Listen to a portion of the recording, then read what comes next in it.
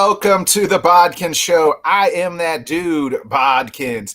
Tonight, I am joined by co-host and of the SportsBuffons, Tanner D. Tanner, thanks for coming, man. I appreciate it. Yeah. I know appreciate having me on. I've been on your show a few times. I appreciate you coming on. So let's jump to it, Tanner. I got to ask you, man, how'd y'all get started? And how is JG always been the hot take group of the guy of the group? And are you still – it took me 3 days to recover from what he said on Monday. Well, yeah, that's it's usual from JG. He is the hot take guy. There's a reasons why we have a buffoon in the name there. So, he has great takes sometimes too. So it gets wild, I tell you. But Sports Buffoons kind of, it's just between three of us here, Mike, JG, and I, and we've been friends for quite a while, quite a long time. We worked together at Target, and then those two left, and they worked together at places, and we just kind of stuck around each other. The big thing with us is we're a bunch of sports people, right? So when I was working with JG, me and him would just sit there and chat away at NBA content, essentially, maybe a little NFL, mainly NBA. And then Mike, when he came on board from he actually came about 2 or 3 years after I met JG, and he was a huge Chiefs fan. When I say huge, I mean this guy, I haven't seen anybody like him. Let's just say that. Like, this guy can name off history that I had no clue, and it kind of grew on me. I was already a Chiefs fan, but I wasn't like major into it. And him and I would just talk NFL, Chiefs, and then eventually it got to the point where I was almost right into it with him. And so it was what was it, about 2018, we came up with the idea. We were like, hey, let's do a podcast. This is what we should do. We were just sitting here drinking around like we normally do anyways, but we were just like, let's do a podcast. Well, we didn't do nothing with it. Well, pandemic came, 2020. I had my little girl March 13th. Sports World went down March 13th. KU got gypped of a tournament win March 13th. So, I'm still salty about that, but that's the point. So then everybody was locked down, right? You couldn't do anything, couldn't go out. We couldn't meet anywhere because nobody was open. It came about June or May or June. And we were like, hey, back to the sports podcast deal we talked a couple of years ago. Let's run with it. Let's do it. And I was like, you know what? I think that'd be a good idea. I got myself a desktop PC. Not the greatest, but it should do for what we want to do. And so I looked up, started doing my research for what I knew at least, and found some mics. Mike ended up getting his mic first to shoot off the first episode of the Sports Buffoons, essentially, in I believe it was late July was episode 1, and it was about ticket prices, essentially.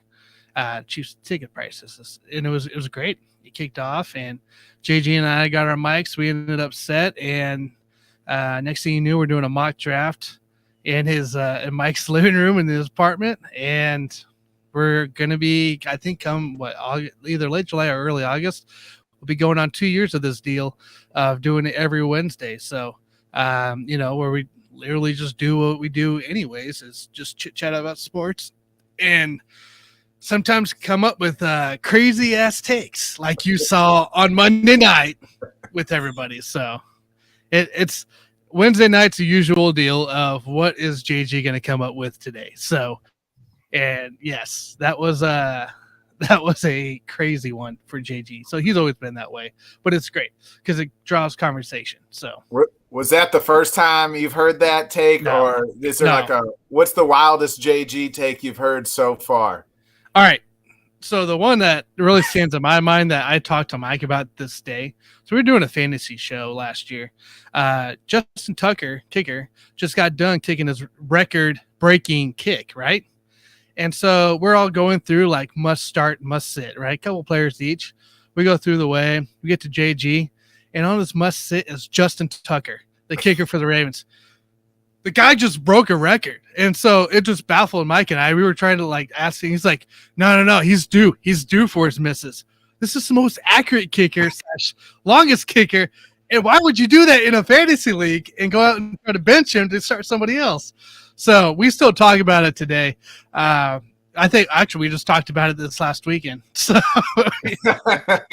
it still blows our mind sometimes with the takes he has, but like I said, it's fun. It draws conversation. I'm all for it. Like, there's, you just want to be that same old. Like, let's get those crazy takes going. Everybody's got one. Everybody's got a guy like that. I feel like, that's the hot take guy of the group, so yes, that's the LeBron not being the best ball player from Akron. I mean, that's pretty huge hot take for me. Yeah, and he even left a comment on somebody's YouTube one time last week. He was like, "Oh, I'm gonna leave a comment." I'm like, "You son of a," but no. The SportsBuffons, we are diverse, so our main topics are NFL and NBA. We talk a little baseball here and there, not very much. We talk a lot of fantasy football as well, especially during the fall. But you're going to see a little mix of favoritism in sports from us. So JG is on the NBA side. He's always been an NBA guy. You're going to see Mike not be as knowledgeable about the NBA or up to current with it as much. He has recently become a Suns fan until Booker goes away, so we'll see what happens then. But we'll see what happens there. And then his heart can be bought at that time. That's right. So I mean, we got him somewhat going a little bit in NBA. It's nice. Mike is mainly NFL guy. Like I told you earlier, huge Chiefs fans, great NFL, lots of wisdom in the NFL. He even breaks it down to the scheme and everything. He used to do basically draft prospects on his own, like get the stats and what he thinks going where and who he likes. So, and he actually did that again this offseason, took a little break before. So, he's very knowledgeable there. JG on the opposite hand, he likes the game, he pays attention, but he's not there, like up to there. And then there's me, the guy that's a mix of both. I love my MLB, I love my NBA, NFL. I usually pay attention to a little bit of everything. Get me in the NCAA world, which neither of those two like at all. So like then there's me going in NCAA. I did not hot takes. I did even like a projection of 1 through 3 or 3 seeds for the tournament. Right a month beforehand, that before he got released on. And so, but yeah, I'm literally just a big bag of everything there. I'm trying to turn into not a hockey guy, but learn more about it is my next thing. I've never really been a hockey guy, but it is starting to get interesting in it. So, and I know a lot more people now that are about it. So, but I'm just a big bag of everything. So that's exactly me, man. Like I know enough about a lot of it, but hockey is like the least thing. When somebody talks hockey, I'm like, great. Wayne Gretzky still plays, right? Like, I mean, he's still Jaromir Jagr's still out there, and right. I mean, I can name the names, but I couldn't tell you, the series. Who, where, what? Yeah, I know right now enough that the Rangers are hot, but I couldn't tell you a single player on any team, right? That's playing, maybe some other than like the bigger stars that have been around. So what led you into the sports world in general? Just, I mean, from like birth or like, I mean, is that how it started for you? Yeah, basically. So I come from a family of baseball players, essentially. So my dad, he played softball for a bit when I was really young. I'm the oldest of the 3, by the way, of my other two brothers. So I remember him playing softball, and then he was a really big Chiefs fan as well. He would watch NFL every Sunday. We sit on the couch. And then when it got to baseball time, well, I started playing, T-ball, coach pitch, and we just went on from there. Then both my brothers got a lot more serious about baseball than I did. Like I played it. I even sat out a year because I was just like, hey, I'm just here to play. And both my brothers they were in academies, tournaments. Like they did, was it the tournament ball that you looked at being recruited all the way up in Iowa and stuff like that. And, they went on through there. And then my youngest brother, Connor, he got injured basically his sophomore year at Chanute Community College. So he took that chance instead of just sitting around moping that he's injured. He actually decided, hey, you know what? I'm looking at the sports thing. And he essentially opened an academy over here in Lenexa. He ended up coaching a couple high schools here, a college, St. Benedictine. He was a coach there. Got into head coaching pretty heavily. Even did some stuff in California on some with some of the Angels guys. And next thing you know, he goes from Marshalltown, Iowa Community College to the Seattle Mariners, low A level. Has a hitting coordinator essentially, and then the next year he's what is he? He's like the hitting director almost in a way. They always have different names for it, but essentially he was over the minors for Seattle, and this year he's the hitting coach for the Brewers. So our blood's always been in baseball, but we always, I mean, NFL is just hard to get away from if you're a sports person. So you got that. Dog wanted out. All good, but yeah, and then NBA. I've always been the sports general guy. Like I just pay attention because I'm a KU guy. So Kansas Jayhawks are my team. I love of course, college basketball because that's what we're good at. 08 was great for the football team, but you don't expect much. So so KU's basketball team, essentially following those guys in the NBA, got me kind of lurking and learning about the NBA a little bit more, and then kind of paying attention as I went through my teen years. So, but yeah, I mean, always been a sports family. That's what we did. Every Friday, Saturday, Sunday, we were out on the ball field. Whether it's me watching them or they come to me or whatever it is. So, I mean, throughout the week, we're doing the same thing in the league. So we've always been a ball family, and just kind of stuck with me. Kurt Heinrich, your favorite Jayhawk, or Danny Manning, or somebody? I did love Heinrich for so long. Yeah. I'm trying to think of picking a favorite Jayhawk. Because there's just been so many. I think at the moment, Frank Mason actually took over that job. Oh, really? Yeah. Jayhawk. Frank was the one guy that you could see that was a really hard worker alone.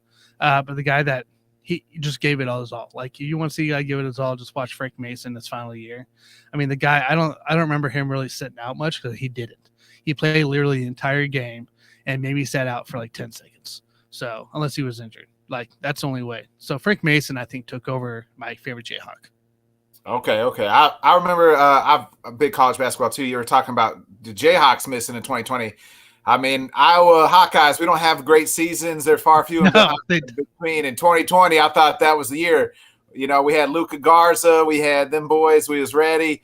And then COVID hit. And then I still felt like even if we didn't, that would have been like the building year into 2021. Mm-hmm. They would have got that experience. And then we, when COVID hit, we didn't even get past the first round. Well, we haven't got past the first round in years, but those were that was like the year, right? Like with Luka Garza and them boys, I was like, man, we can do it. I try not to get my hopes up, but this is it. Yeah. So when you mentioned the Jayhawks, I thought for sure, I was like, oh yeah, man, I feel your pain. Like at least the Jayhawks, are going to be consistent almost every year. Speaking of that, so what's the plan for Bill Self and the Jayhawks? Because I mean, it just seems like they're always teetering here these last few years of breaking in and winning it all, or Hey, we got a chance now. Jalen Wilson's coming back. He dropped out of the NBA. 3 other guys decided to stay. I guess only 2 could come back, I think. So that's fine. Jalen Wilson was the big one. He pretty much almost led the team in rebounds last year. Huge part of those championship squad alone. The way he can do it. Guy can go inside, outside as well. Then we got the transfer from Texas Tech. He's decided to hop out of the NBA draft, so he's coming back, or he'll be with KU this year. And I love all the Texas Tech players, so all those guys, I'm okay with them coming to KU. And then we got some young guys here, and I'm trying to remember the one. I want to say McGrady or something like that, but I'm excited because there's a lot of size. There was a tweet sent out about the size of the KU roster, and only 3 guys were 6'1" and under. So we have a lot of height and a lot of athleticism coming into this team that, hey, you know what? We're going to take it to it. And as long as those guys stay healthy and they can start clicking right away, because Harris is coming back as well, which was our point guard last year who took over. And he, with the returning of 3 vets essentially coming back for college ranks wise, I'm excited. I'm excited for this. And we got a lot of second-year guys, too, that played last year. So, this could be another great year. I'm not looking at anything bad right now, but you know how it is with college ball. You can't tell until at least 5 games, 6 games in. So, but I Hey, think we have as a Duke. I think we got Duke first game of this overall season in the tournament deal. So that'll be good. A good test to see where we're at. best team money can buy, right? Hey, I'll take it. That's what it is now, right? Everybody Hey, pays. let's not get it twisted. Let's not get it. It's not right now. That's what it's been. That's what it's been. Y'all's little shoe deals. I don't know what you're talking about, dude. I don't know what you're talking about. Deny. Hey, that's what Bill Self says too. You got the Bill Self program. Deny, deny, deny. Well, hey, get ready. I want Snoop Dogg back in. Let's get that Snoop Dogg back in for Allen Fieldhouse tonight. Let's go, baby. All right, I got to talk to you too about the Chiefs. Now, we're similar teams. I've told you this, like the Chiefs and the Packers are very similar, but because, I mean, we're both got the superstar quarterback, both got paid a lot of money. Then they're both teams traded their best wide receivers, right? So I got to ask two questions on the Chiefs here. What's the deal with Bieniemy? And because I've heard there's a rift between him and Mahomes, or there's a rift between Andy Reid, Mahomes, and Bieniemy. Like they weren't on the same page, and that's part of the reason they lost in that AFC Championship game, or maybe they weren't all clicking. And then why is Bieniemy still there and not getting jobs? They're bringing Nagy in. Who's running the show there, and who's the future of kind of a packed question here of the future of the coaching with the Chiefs? Nah, look this Bieniemy, Mahomes, Andy Reid debacle deal going in. There was an article that was released during the offseason, actually, a couple months ago, that ended up being totally false. Like everybody came out and denied it, essentially, especially the players. And there's no rift, dude. There's no rift. I do not buy any of this garbage that's out there because I don't think it's happening. I don't think that Andy Reid, let alone Clark Hunt, would keep a guy that was causing issues coach-wise inside a locker room when you have Patrick Mahomes, Travis Kelce, and Chris Jones and all those guys, right? I don't see that happening. Like, this is not a team that will keep that kind of stuff around at all, and it'll quickly be met, which I believe is what Andy Reid and Clark Hunt, especially Clark Hunt, is my big one of why this is. It's a bunch of garbage, I think, honestly. Now, for the future, look, Nagy's back. If the enemy can get with all these new rules with the Rooney Rule and everything, there's a chance the enemy this year actually gets his shot, which he fully deserves. I'm all for it. Fully deserves to get a head coach spot. Let's say Bieniemy leaves for a head coaching spot. Matt Nagy comes into play as your new OC. Andy Reid staying. We'll see how deep defensive coordinator goes. Spags, I think, will stay. I'm not worried about it. But Bieniemy, something actually does come to light on this. Like it's like also if you see him gone in a minute, that's because Andy Reid saw something he didn't like. So, and of course you got Patrick Mahomes. Why upset Patrick Mahomes and keep a guy first off? That's like the whole Aaron Rodgers situation last year. Why would you do such a thing? Like, do you want not to contend anymore? This is the whole reason we drafted this guy. So, look, I'm not buying it, but I do hope Bieniemy gets a head coaching job, and I'd be really comfortable with Matt Nagy stepping in. So, would you be okay with Matt Nagy being the heir apparent to Andy Reid? Probably not, honestly. But so I guess it would have to depend on what's all available, right? Who's all out there coaching wise and all that. I saw a tweet the other day that was like, oh yeah, here's Andy Reid's last year, and then in comes Sean Payton. Come on, man. It's Sean Payton, after a year off, he might not go back to anybody. But I wouldn't hate it as much as everybody thinks, but I don't think that would be the case. Would you rather have Bieniemy or Nagy running the show there as the heir apparent to Andy Reid? Probably, I take Bieniemy. I take Bieniemy. Okay. I think he just has a different attitude on stuff. Like it's not Andy Reid style by any means, but the offense is similar, and I just feel like Bieniemy would keep that team at a high level pace that they are right now and keep them rolling versus Nagy, who we saw with the Bears, kind of made some questionable decisions. A lot, No, a lot.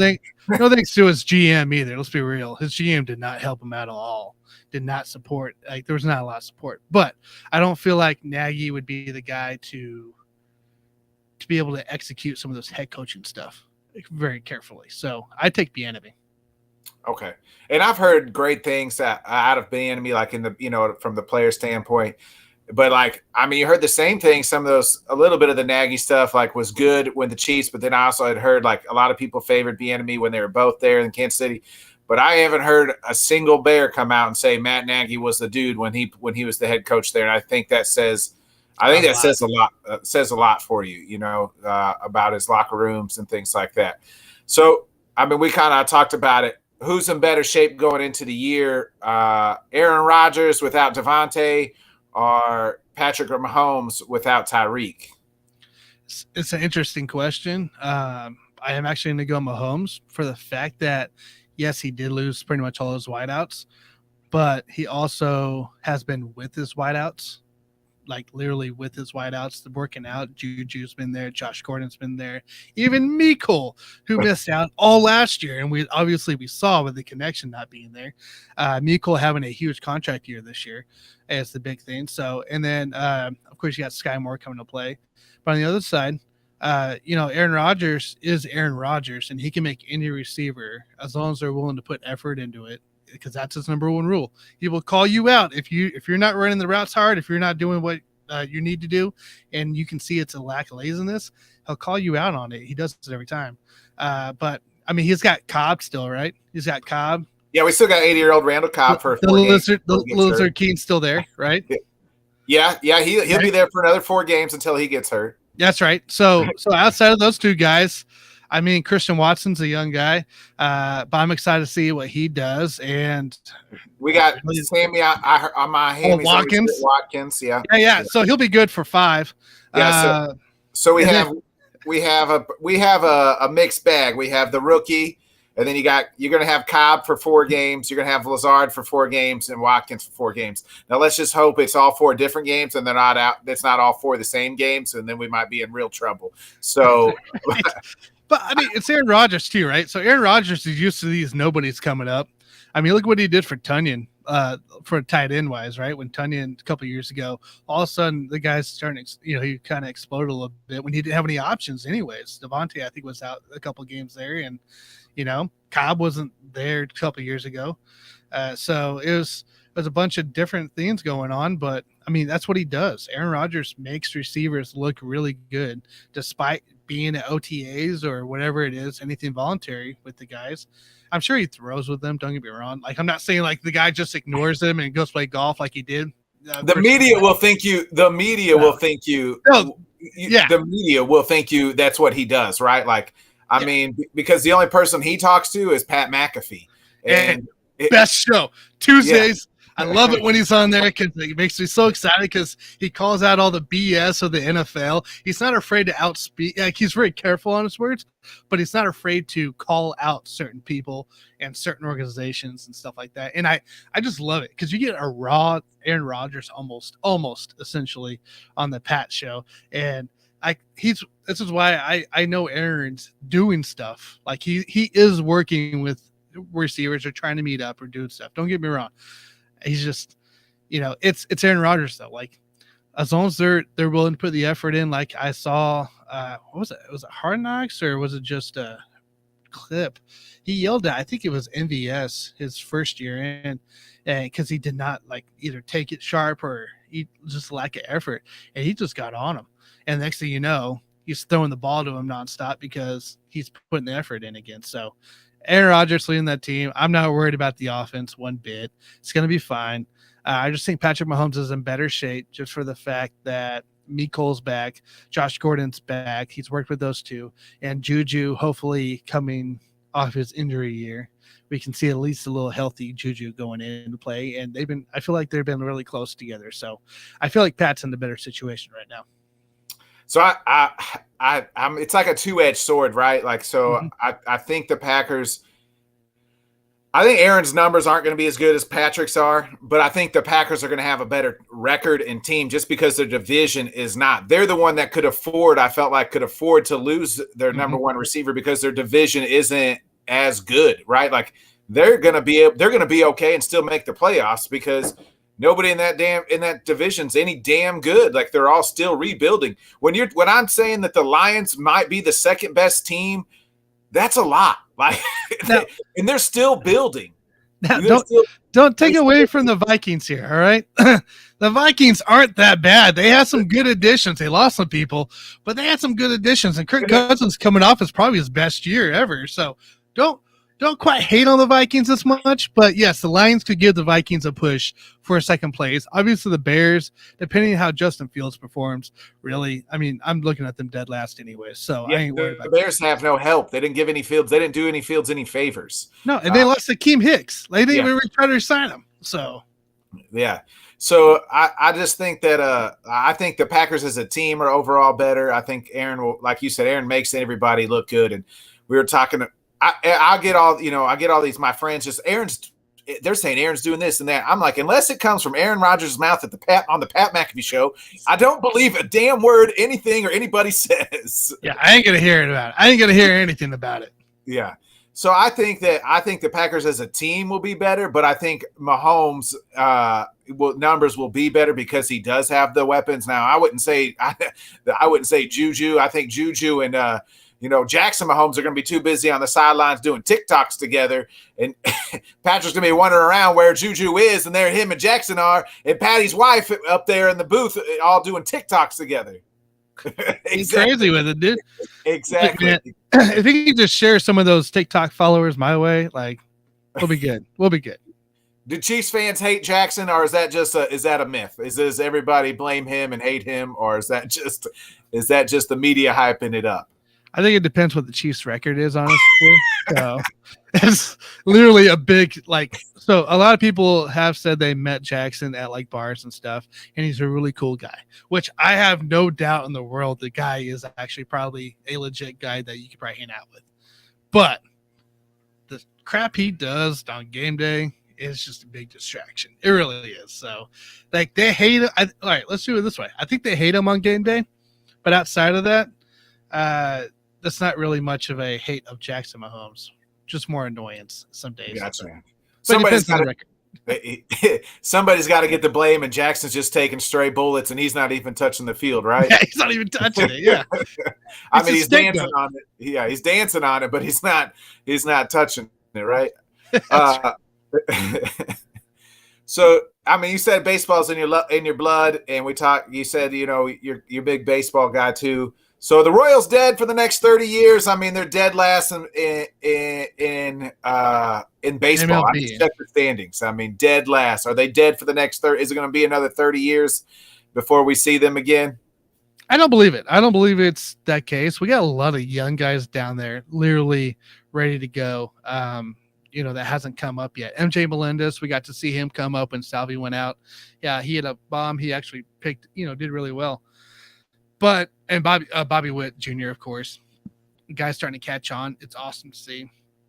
But no, I don't think the Royals are quite dead. I'd say this year, yes, for sure, no problem. I'd say I don't know. I'd aim for like a 24-25, 2024-25 to see us start really amping up like we did back in 14 and 15. I'm not calling the World Series winner by any means, not doing it, but I would say the Royals aren't quite dead just because of the young talent they got coming up. I mean, hell, they got guys in single A right now too that are still developing. I'm more worried about pitching than I am anybody on the defense or offense. I don't know exactly what we got in the pitching prospects quite down in the double A, single A yet. But I would be more worried about pitching if I was a Royals fan right now for the future. That could postpone us 30 years. All Are you worried that it's not going to be like, early 90s, early 2000s when you guys were just like the feeder farm for like Yankees and those big ball clubs? I mean, a lot of people don't realize that the Royals had a lot of talent come through. I mean, we're talking, off the top of my head, I'm thinking Jermaine Dye, Zach Greinke, Johnny Damon, Beltran. Carlos Beltran. I mean, that's an all-star team, man. I mean, that's some legends of a guys that were huge all-stars that started their careers in Royals uniforms. Yeah, and think about what we did back in 16-17 after a World Series. We didn't pay Hosmer. We didn't keep Moose around. Even Moose, was having a tough time getting the contract he wanted. We probably could have still kept him 17, 18, 19, on that. Lorenzo Cain, we let go. James Shields, we let go, and I think he went to the Padres, and then they ended up trading the White Sox, and that's how they got Tatis for the Padres. So, and then, it's just a lot of the core that we had in that 14 and 15 World Series. Yes, they were getting older, but who knows what they could have done together as a 16, 17 year going on. Hell, even the 18, they could still been, at least we could have had 3 years of contention. Instead, we let everybody go. So, and that's something you haven't had in like 30 years. No. 3-4 years of contention. Yeah, it's literally 1 year, and then everybody's on contract a year, and then we let them go. So, it's a tough one. Like it's we don't pay him, even with the new owner. It's John Sherman. It doesn't seem like the guy's willing to pay players, and yet they're talking about a downtown stadium instead of where we have it right now, which I love the current setup. But it's not the setup, it's not the scenery, it's not the stadium. It's what you're putting on the field. Bobby Witt's fun. Salvy's fun. Whit Merrifield can be fun. Benedetti is really good. MJ Melendez is exciting, but they're not winners. You're not going out and signing free agents either. So, Zach Greinke, sure, he came back. Great. Fabulous. 38-year-old Zach Greinke, who's now on the IL. Like, great. Give me some, go out and get somebody. Sign somebody. You signed Salvy to a big extension. Let's go out and get somebody else that's exciting, Put some excitement back on the field and at least some kind of contention, not dead last in the MLB like it normally is for us. So, that's it. That's the frustrating thing with the Royals. Yep. The only plus side is tickets are cheap, right? I mean, like that's the plus side for Royals fans. You get to go to the ball game real cheap. Yeah, I feel your pain. I think the Eric Hosmer thing, you guys got lucked out. I mean, the Padres are still paying the piper for him and can't even take, if they tried to trade him, nobody wants him. They'd have to eat the contract. Now, he's been linked to the Cubs at one time or another, and I feel your pain about not signing guys and not, at least Kansas City can say we're a quasi small market, right? Like, I mean, you're small market team. Small market team, right? Like that's what you can cop with that, and that'll always be the cop for the owner, right? Oh, we're a small market team. My team, we're the Chicago goddamn Cubs. We are one of the biggest network teams. There's Cub fans all across the world because like people tell you they started watching them when they was a kid on WGN, way back when we were on WGN. We're in the Chicago, the third largest city in the United States. We're the Cubs. In Cubs. They should have saw in 2016 when we had the biggest parade in the Guinness World Record that, man, you know what? People are going to show up if we're really fucking good. But guess what? They decided not to pay anybody because Ricketts is too busy worrying about trying to buy a damn soccer team instead of paying money for his real team. Exactly. Man. Think about it, right? There's three cities that should never – ever see a struggling season, let alone more than one, if any, right? More than one. Chicago, New York, I guess four, sorry. Chicago, New York, Boston, and LA. Those cities should never see more than one struggling season out of the last 5-6 years because they're such a big market teams. And you don't, for the most part, for most of them, but Chicago Cubs seem to be Chicago in general, actually, with the White Sox too, because they struggle a few, last few years too, and they're looking on the swing up here right now. But the Cubs shouldn't be doing this. This is not the Cubs. You have no idea, and I get it that I knew way back then, and maybe because I said just give me one till I die, and they took that as a literal meaning. It was like, oh, you got your one. That's all you guys should be happy with, And we had the best, just like you guys in that little Yeah. window that you had. We had the best. It was the best 5 years of my life when following baseball, from about 15 to maybe last year when we decided to sell off everybody. And you knew then, like you knew in 15 or 16 even, like, hey, we're not going to be able to keep these guys, but we should be able to keep 2 or 3, right? Like, and then we'll just we'll get some guys to our farm system, or we can trade a few guys and add some more. But now only Wilson Contreras is left of that 26. Him and Kyle Hendricks really are the 2 key pieces left of that team. Yep. And then Kyle's still there. He's hooked to a long-term deal. And Willie, this is it. We haven't even extended him. And he's the best player on our team. And he'll probably be traded at the deadline. I mean, he's going to be the number 1 hot bat and for a hot bat hitting catcher who can also DH on his day off. What team's not going to pay the piper for him? Somebody's going after him. Somebody will.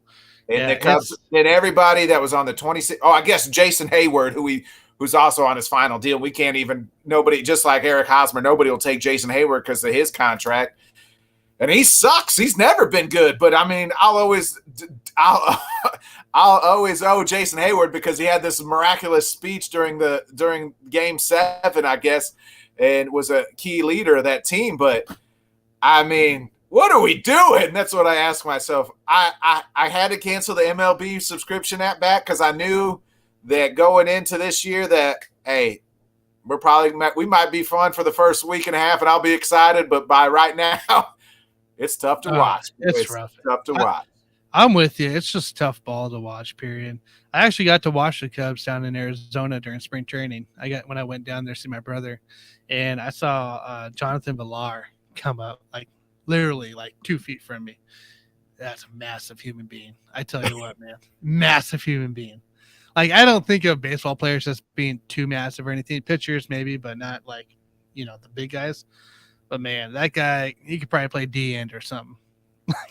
Get him out there. I always admire baseball players because I love the game of baseball, but I can tell you that I can't hit worth shit. Like, I mean, I have no hand-eye coordination.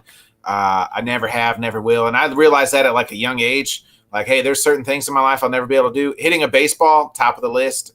So I always admire people like that can hit, like, and they're hitting for 300. Baseball is the only sport in the world, right? When you get 3 out of 10, you're like, hey, that's good, right? Like, That's it. I mean, if Steph Curry goes out and shoots 3 out of 10 tonight, they'll be like, hey, Steph Curry had a bad night shooting, but I mean, but in baseball, guy gets 3 hits out of 10 at bats. You're like, man, guy is hot right now. Yeah, and you could be like, oh yeah, that guy went 1 for 4 tonight. Oh, he didn't have a bad night then. yeah. Hey, you what? got to hit. Yeah, make sure the other stats that help after it, maybe a Ruby or something like that. But yeah, baseball's such a weird sport compared to other things, Yeah, and you don't compare slumps, right? You can go over 10 and not be in a slump.